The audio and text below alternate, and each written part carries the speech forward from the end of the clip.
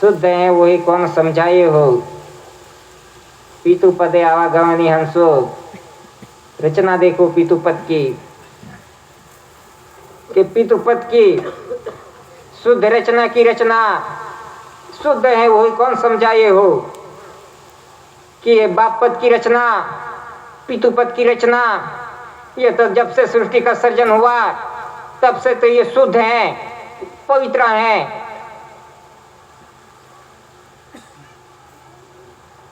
कोई भी इसमें कोई गंदा नहीं कि अशुद्ध नहीं।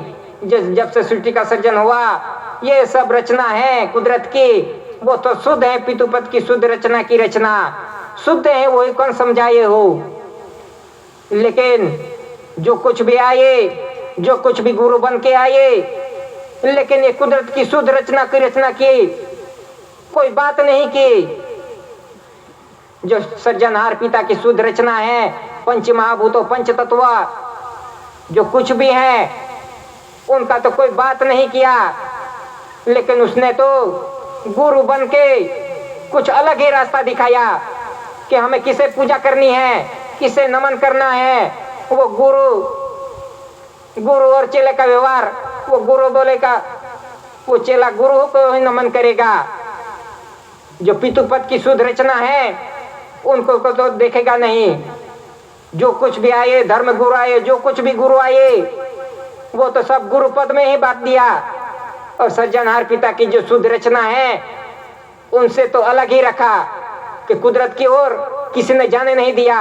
और मनुष्य सृजित रचना में आज देख रहे हैं आज किसकी पूजा हो रही है, किसको जगत नम रहा है।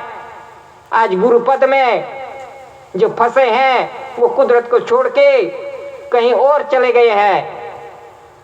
तो वो देखो पीतुपद की शुद्ध रचना की रचना शुद्ध है वही कौन समझाए हो। पीतुपदे आवागमनी हंस रचना देखो पीतुपद की रचना देखो।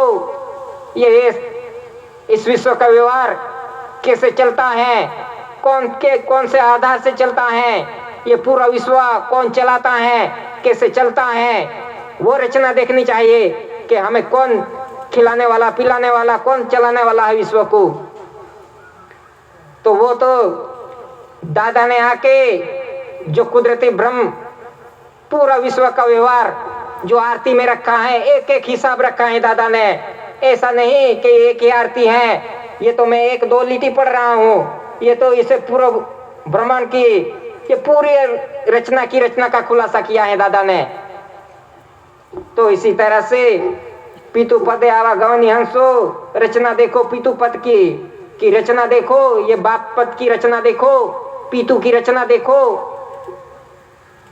अंश से गवन करे त्रिवेणी ताप अति तनों में, पीतुपद बिना कबू न शांति पीतु मुखी कैसे होवे हो। कि अंश से गवन करे त्रिवेणी ताप तपत अति तनों में, कि अंश से गवन करे कि विश्व के अंदर अंश से यानी सती और पति, माँ और बाप, वो तो अनस्काल पूर्व से व्यवहार है। जब से सृष्टि का सर्जन हुआ तब से माँ और पिता का व्यवहार है, सती और पति। कि अंश से गवन करे त्रिवेणी ताप तपत अति तनों में, कि ऐसे जीव भी हैं जो अति सूक्ष्म है, जो हम नजर से देख भी नहीं सकते, ऐसे जीव भी हैं। और इतने बड़े जीव भी हैं कि हम देख सकते हैं कि अंश से गवन करे त्रिवेणी ताप अति तनों में। विश्व में ऐसे जीव आवागमन कर रहे हैं त्रिवेणी ताप तपत अति तनों में। कि जैसे जैसे ये बारिश का सीजन, बारिश का शुरुआत होता है, 4 महीने जितने भी हो उतने, लेकिन ये बारिश के समय होता है कि तब जब बारिश होती है तब धरती माता पे असंख्य धान्य कणी उत्पन्न होती है। और उत्पन्न होके वो धीरे धीरे धीरे बड़ी होके अमुक समय में वो पिक जाती है और बारिश का समय भी निकल जाता है और हम धान्य कणी ले लेते हैं। इसी तरह से ये बारिश का समय निकल जाता है और धान्य कणी हम हमारे घर में रखते हैं।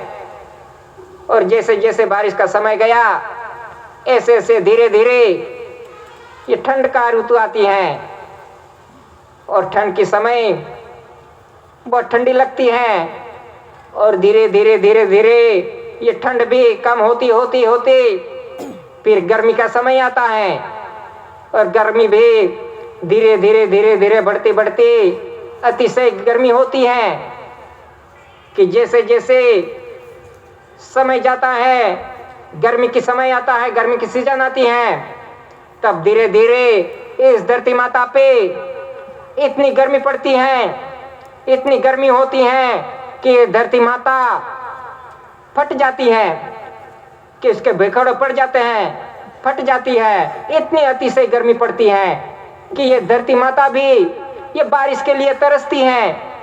ये इतनी गर्म हो के तरसती है कि कब बारिश आएगी और ये धरती माता को कब शांति मिलेगी। इसी तरह से ही ये सृष्टि पे रहने वाले जीव, सभी जीव हैं, वो भी गर्मी से इतने परेशान हो जाते हैं कि आकुल व्याकुल हो जाते हैं कि इतनी गर्मी में क्या करे।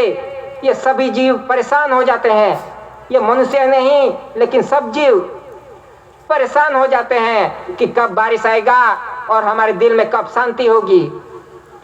ऐसे ही धीरे धीरे धीरे समय जाता है और जो पानखर की रुत आती है कि पेड़ पे से इतनी गर्मी में सब पत्ते गिर जाते हैं, लेकिन धीरे धीरे इतनी गर्मी में भी वो पेड़ हैं उनमें हरियाली आती है कि नए अंकुरित होते हैं। ये पेड़ में इतनी गर्मी है, इतनी जमीन फट गई है, तो भी ये कैसे हरे हरे हो गए कि धरती माता का जो भेज है वो धरती माता का भेज धीरे धीरे ऊपर आता है। इतनी गर्मी है, इतने भेखड़ों फट गए हैं, तो भी ये धरती माता का भेज धीरे धीरे धीरे ऊपर आता है। इस भेज की वजह से ये पेड़ भी हरे हरे हो जाते हैं इतने गर्मी में भी। तो इसी तरह से ये धरती माता पे भी जो जीव हैं वो भी मनुष्य और मनुष्य का जो वायु पुरुष हैं उनमें भी गर्मी उत्पन्न होती है कि इतनी गर्मी उत्पन्न होती है मनुष्य पुरुष और वायु के बीच कि हम कब संसार योग करें, हम कब संसार योग करें कि हमारे बीच में इतनी गर्मी आ गई कि हमें संसार योग करना पड़े। कब करेंगे संसार योग, तब ये दोनों जीव को तब शांति मिलेगी। तभी इतनी गर्मी में तब संसार योग होता है। तब पुरुष का जो पानी का भाग है वो माता के पिंड में पिंड पोषता है बिंदु पड़ने से। तो इसी तरह से ये गर्मी से ये पानी गिरता है और पिंड पोषता है। तो इसी तरह से ये हंस बन के जीव आता है कि माता की गुया बाग से वो पोषता है और धीरे धीरे धीरे समय होके वो बाहर आता है। इसी तरह से ही ये धरती माता पे भी समय जाता है, गाज बीज होती हैं, कड़ाके भड़ाके होते हैं, सब कुछ होता है, पवन आते हैं, जोर जोर से पवन आता है और ऊपर से धीरे धीरे फिर बारिश की शुरुआत होती है। सभी ने तो तैयार करके रखा है खेत कि बारिश आएगी, इससे पहले हम धान्य कणी डाल देते हैं। जैसे जैसे समय आएगा बारिश गिरेगी और खेड़ करके हमने तो धान्य कणी डाल दी, फिर बारिश आई और थोड़े दिन में वो बीज अंकुरित होते हैं। तो ये धरती माता पे जो जीव हैं उनका भी अंकुरित होता है कि जीव का पिंड पोषता है। इसी तरह से ये धरती माता पे भी ये बीज अंकुरित होते हैं, पवन पानी की कणी।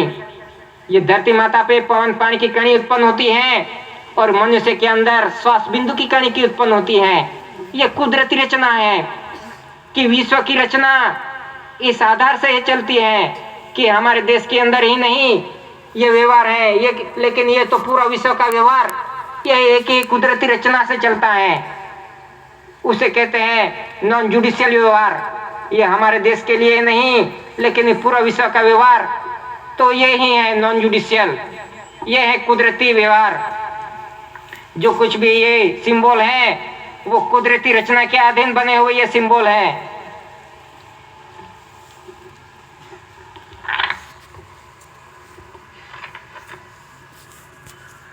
पितु पद बिना कबू न शांति, पितु मुखी कैसे हुए हो कि बाप के घर के सिवा कोई शांति नहीं। पितु मुखी कैसे हुए हो कि बाप के घर हम पितु पद के घर कैसे जाइए हम। जब तक नहीं जाएंगे उसके रास्ते पे नहीं चलेंगे तब पूरे विश्व को शांति नहीं। अभी कैसा पूरे विश्व में कैसा हाल है कि किसी को शांति नहीं। क्यों शांति नहीं? कि वो तो बाप का घर का रास्ता ही भूल गया है, वो तो भटक गया है, तो फिर शांति कैसे मिलेगी? जब तक ये व्यवहार पे नहीं आएंगे, ये कुदरती नॉन जुडिशियल व्यवहार पे नहीं आएंगे, तब तक ये विश्व के अंदर कोई शांति नहीं होगी। कि दादा ने ये सिर्फ अपने देश के लिए नहीं रखा, ये तो पूरे विश्व को जानिब किया है दादा ने। कि दादा को पूरा विश्व ने अंधेरे में नहीं रखा। दादा ने तो 1969 में ही ये व्यवहार पुरवार कर दिया है कि कोई भी विश्व, कोई भी देश अजान न रह जाए। ये तो पूरा विश्व को जानिब किया है कि ये व्यवहार के बिना किसी को शांति नहीं। इसलिए दादा ने आध्यात्मिक विश्व करेंसी कोड के अधीन विश्व शांति होगी आध्यात्मिक। इन पे आध्यात्मिक विश्व करेंसी कोड पे जो सिग्नेचर हैं कि पूरे विश्व के अंदर जो वीटो पावर हैं उनके सिग्नेचर हैं कि ये सत्य है कि इसके अधीन कोई भी विश्व शांति होने वाली नहीं। लेकिन पूरे विश्व ने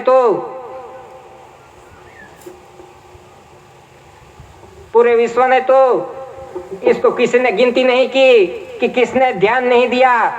ये प्रसिद्धि तो हो गई लेकिन किसी ने गणकारा नहीं कि ये तो होता रहेगा, चलता रहेगा, इससे क्या लेने देना। लेकिन जब तक इस व्यवहार पे विश्व आध्यात्मिक करेंसी कोड पे जो डिक्लेरेशन हुआ है पूरे विश्व ने, उसके आधार से जो हम नहीं चलेंगे तो कोई विश्व शांति होने वाली नहीं और कुदरत के बिना कोई शांति आने वाली नहीं। ये कुदरती बंधारण के अधीन विश्व शांति होगी। नहीं तो जुडिशियल में तो कितने शांति के करार हो गए। प्रथम विश्व युद्ध हुआ तब भी कितने शांति के करार हुए, दूसरा हुआ तब भी शांति के करार हुए कि शांति चाहिए, सबको तो शांति चाहिए। लेकिन कैसे होगी शांति? क्या बम फोड़ने से होगी या बारूद फोड़ने से, ये परमाणु बम, अणु बम फोड़ने से होगी शांति? उससे तो पूरा विश्व नाश हो सकता है कि परमाणु बम फोड़ दो दिया तो विश्व के अंदर यहाँ कोई उपज भी नहीं होगा, या कचरा भी नहीं पैदा होगा, कुछ भी नहीं निकलेगा। जिसने हमने बनाया नहीं ये धरती माता को और ये संसार को, ये मनुष्य ने तो बनाया नहीं, तो फिर ये नाश कैसे कर सकता है? क्यों कुदरत का विरोध कर रहा है नाश कर करके? आज तो इतनी बड़ाई है कि मैं एक जो परमाणु बम फोड़ दूं तो इसको साफ कर दूं, इतने फुट गए तो पूरा विश्व साफ। तो वो किसी होशियारी है ये कि कुदरत को नाश करने के लिए बैठा है मनुष्य। तो ऐसे क्या बम फोड़ने से विश्व शांति होगी? शांति तो आध्यात्मिक विश्व करेंसी कोड से होगी। ये दादा ने पुरवार किया है और डिक्लेरेशन करवाया है, नहीं कि ये देश की पूर्ता ही है, ये तो पूरा विश्व में जानिम है, नहीं कि इधर एक गुप्त रखा। तो इसी तरह से विश्व आध्यात्मिक करेंसी कोड के अधीन विश्व शांति होगी, कुदरती बंधारण के अधीन।